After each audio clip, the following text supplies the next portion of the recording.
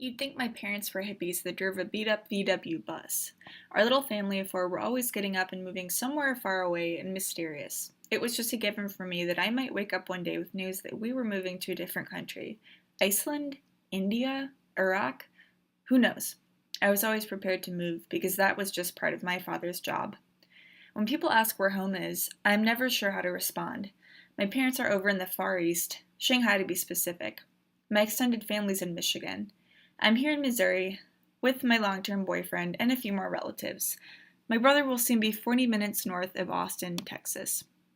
The bottom line, I don't have a home, and that wigs some people out. It interests others. I've never settled. But despite this instability, I wouldn't have had it any other way.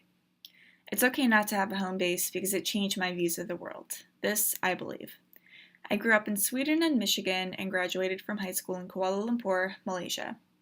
In KL, I was surrounded by folks from a plethora of different cultures, kids that were half Danish and half Singaporean, kids with ambassadors as parents, army brats. I became a third culture kid, identifying with elements of different cultures to create a distinct one of my own. It helped me learn, but more importantly, it helped me grow. Adjusting to college life at Mizzou wasn't a problem. The true challenge? Making friends.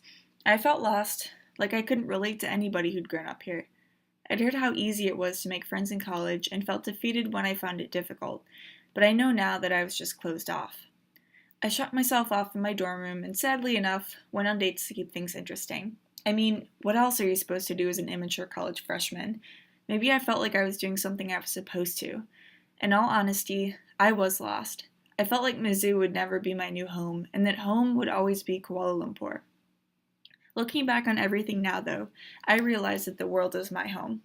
The Nasi Lemak stalls in Kuala Lumpur are my home, but so are the 14-hour red-eye plane flights to faraway places. The billowing pine trees of northern Michigan are my home, and the muddy banks of the Ganges River in India are my home. I feel completely at peace with myself in all of those places. The world, this universe that we all live in, is my home.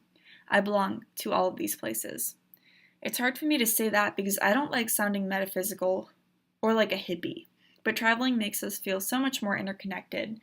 And if I work hard enough in social situations, it shouldn't be so difficult to relate to people. Home can change, and it's wherever I happen to be at one point in time. This has made me a better person. This, I believe.